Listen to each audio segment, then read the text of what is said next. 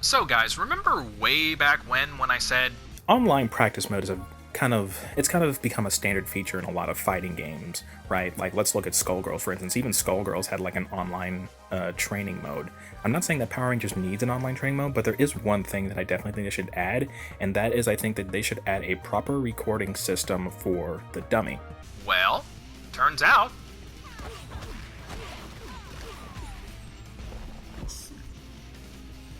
it was here the entire time.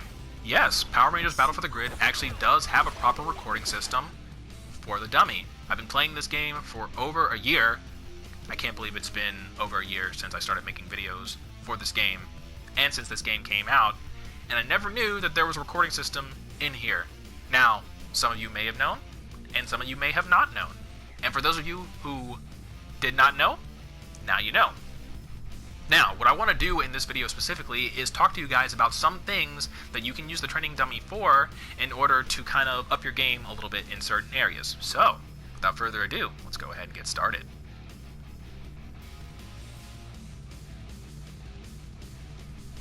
So, first things first, how do we use the training dummy? Like, how does it even operate the recording system? Well, it's actually pretty simple, similar to some other fighting games out there. If you want to record the dummy's action, basically you hit that left analog stick, you'll see that little icon pop up in the right that says it can record for about 100 seconds, and then you just do whatever you want. You do whatever you want. You can even do, like, you know, full-blown combos. And the dummy will record whatever you're doing for, it looks like, up to about like 100 seconds or something like that. After you are finished, you will then hit the left analog stick again. Now, your data, whatever you had the dummy do for 100 seconds, has been saved. And if you want to play it back, you just hit the right analog stick, and the dummy will just do everything you did. And you guys can see right here, full-blown combos. Okay, enough of that. So, we know how the dummy works now, but what can we use it for? Well, I'm hoping that I can talk to you guys about a couple things to kind of get you started. And there are three things I really want to talk about. Number one, anti-airs. Number two, push blocking. And boy, are we going to spend some time on push blocking. That's something that I've actually really wanted to talk about. And number three, character-specific stuff. Like interactions, like between special moves, or, you know, we'll get into examples of that, right?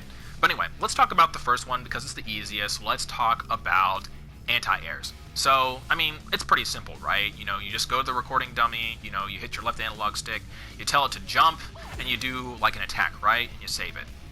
Now, you can practice your anti-airs. You can practice how good your anti-airs are. You can practice how effective your anti-airs are at certain ranges, all kinds of things like that.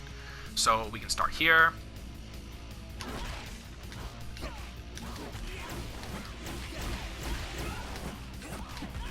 You know, and so on and so forth. We can do it a little bit closer to see how effective our anti-airs are against cross-ups, you know, all kind of manner of things like that. Now, one thing I do want to, you know, mention to you guys, you know, practice your anti-air combos from the ground first so that you kind of have an idea, so you're comfortable with your combo once, you know, you actually hit them out of the air, because there will be, like, you know, somewhat of an adjustment period, you know, when you're actually hitting them, like, on the ground versus in the air when you actually start hitting them. But, you know, just so you guys have an idea of what you're doing. That's something you want to do. And that's pretty much all there is to it as far as, like, you know, practicing your anti-airs, how effective they are and whatnot. Let's move on to... I'm actually going to talk about the third thing first, so I guess the third thing is going to be second now. I'm going to talk about, like, character-specific stuff, because push blocking kind of has a lot to cover in it. Let's say that you're facing a cat, right? And you notice, like, a little interaction. Maybe, like, you pressed a button while she was doing, like, her cat scratch claws or something like that. Like, let's say you were blocking or whatever, and you pressed a button and you noticed, wait a second, can I actually, like, hit her out of that? I don't know. Let's ask the dummy. So, actually, the first thing we need to do is record the dummy. So we'll run in, cat scratch claws, right? All three. Save it. Let's play it back. Huh. That's a thing, right? Yeah, it would appear that I can actually get, like, a full combo, maybe?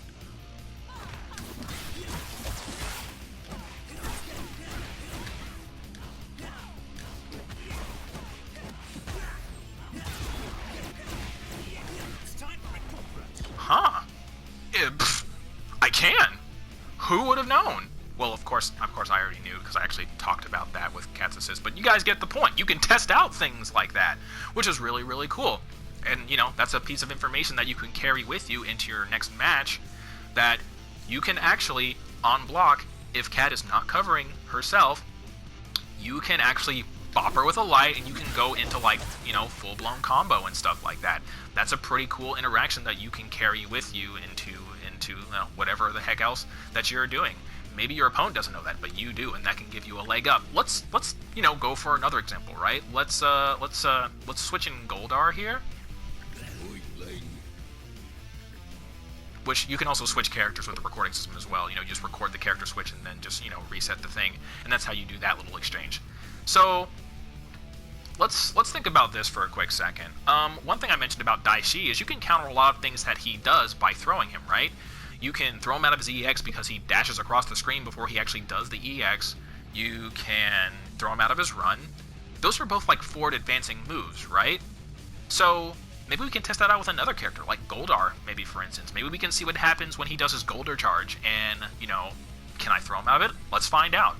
We'll record him, we'll do forward special, we'll save it, and we'll run it back, and we'll see what happens. Would you look at that? It would appear that we can actually throw him out of it with the proper timing. That means that, and I mean, not everyone's throw range is going to be the same, I guess, but it would appear that this is like a tool that you can take away from a Goldar to make them approaching even more difficult for them. And some characters get better combos off of throw than other characters do. So, wow, that's just something else that you can carry into a match with you as well. So that's another example of how you can use the recording dummy. Use it to test, specific things. You can also use it to test how what properties your character's moves have. Like, this air special thing that Zeo Gold does, I've always kind of wondered if this had, like, projectile invincibility or if it had, like, physical hit invincibility. I'll probably test that someday. But, those are some things that you can test out. Now, let us get into the real meat of what I want to talk about today, and that is going to be push blocking. Now, the first thing I want to talk about, of course, is, how do we push block, right? Knowing how to push block is a, pretty important thing. Well, the way a push block works in Power Rangers is when you are actually in block stun, so your opponent is throwing out attacks on you. Let's go ahead and set the Cat up really quick here. We'll do basic string here. Record that. So, when you are actually in the middle of blocking, all you have to do, at the right time, Cat's claws, I guess, don't have a lot of block stun on them. Go figure that one. Anyway, so, proper timing, you press the special button. Once again, there you go. Now, this doesn't have to be like the most precise thing in the world, right? It's just anytime your opponent has an attack that connects with you while you're in block stun, hit that special button, and as you can see, it'll push them away from you. You'll get the blue shield looking thingy, and that's what happens. But now that we know how to push block, why do we push block? Like, why do we push block? I mean, obviously, one of the reasons why we push block is just to get our opponent away from us, right? We want to put some space between us so we can breathe and, figure out how we want to try and take control of the game state, because, they're pressuring us and stuff like that. We don't like that. But there's something else that is really important, for push blocking in this game. Now, I'm sure it's important in other games where you can push block as well, but I never really noticed it that much until I actually started playing Power Rangers. And this is the thing that it is. Now, as you guys can see, I have Cat set up to cancel her light, to her medium, to her heart, to her special, blah, blah, blah, blah, blah, right? If she actually connects with me, she will do all those things. Even when I'm blocking, she'll connect and do all those things. But what happens when we throw a push block in the middle of that? I don't know, let's find out. Kind of disjoints her string a little bit, doesn't it? It does, but there's something else very important that push blocking does. Let's see if I can demonstrate here. Oh, she's not canceling. And there's a very important reason why that is. Now, in a game like Power Rangers, in a lot of other games where you can cancel things like normals and specials and stuff like that, One really important quality is when you're in a chain combo system, your move has to connect, whether that's on block, whether that's on hit. Your move has to be able to connect with your opponent in order for you to go light, medium, heavy, special, all that kind of stuff. Whether you want to, like, go ahead and go through the whole rainbow of moves, or whether you just want to do, like, light special or medium special, any kind of thing like that. What push blocking does is it prevents that from happening. If you push block your opponent at the right time, so like you saw there, I tried to push block Cat on her crouching medium, right? She was able to go into her crouching hard, her standing hard, because her crouching medium connected with something, but she wasn't able to go straight into her special. That's because you can't whiff cancel in this game.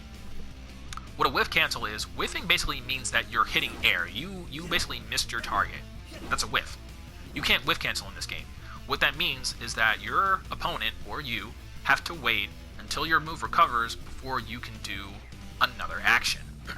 And naturally, the more strength an attack has, the more recovery it has. So with a well-timed push block, your opponent is vulnerable and you can actually attack them.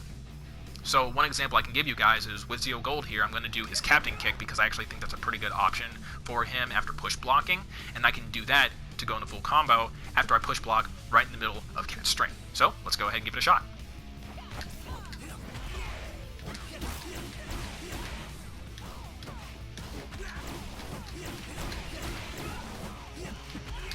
And so on and so forth, blah blah blah blah blah.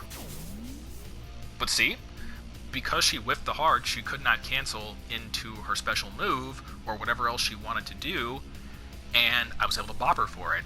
So that's a really important thing that push blocking can do in order to let you shift the tide of how a match is going. Another important thing that push blocking lets you do is, I don't know about you, but especially when I'm learning new characters and getting comfortable with their moves, it takes my brain a minute to process my opponent's either in a combo or my opponent's in block stun, so I need to turn my mix-up brain or my defensive brain on and either make myself safe or go for a mix-up, something like that. It takes me a little while. That's why I like doing chain combo or chain attacks and stuff like that, because it gives me the time my brain needs to recognize what I have to do next. The sooner you push block your opponent, in some instances, a well-timed push block, it can throw that off. It can throw that off for somebody. Like, you, unless you're just really good at the game or you're really comfortable with your characters, it takes a minute for you to recognize what's going on the screen and react accordingly. And push blocking at the right time can throw that off. Now, as great and as powerful of a defensive mechanic as push blocking can be, you want to make sure that you're using it at the right time. You don't want to use it too early. You don't want to use it too late. If you use it too early in a block string, opponents that have better normals like Cat here, she can actually pick you up with maybe like her crouching medium because it's so good, or maybe let's say you try to run in there, you can get bopped by like a standing hard, and you can continue eating combo or pressure or something like that. The other thing is, this is an assist game. This is a game with assists. If you rush in after your opponent's doing a string, you could run into the assist and eat full combo. You've seen my videos where I've done that, got caught by assist, all of a sudden I'm eating full combo. It's kind of dangerous. So make sure that you're practicing when you should use your push block. Get used to your opponent's moves or the dummy's moves or whatever. See what they can cancel, what they can't cancel, the range of those moves, when you can come in, or whether you should just chill back and stay in defense mode. Very important qualities of push blocking. And guys, I think that's going to do it. That's pretty much everything that I wanted to talk about in this video. I hope that I explained this stuff well. I hope that those of you who didn't know how to use the training dummy, you have some things that you can start off with, and you know how to use the training dummy now, and that the game even has one. But you know what, guys? That'll do it for this video. Let me know what you think, and I'll be back to you later with future videos. This is Parker Lad, and I will see you guys next time.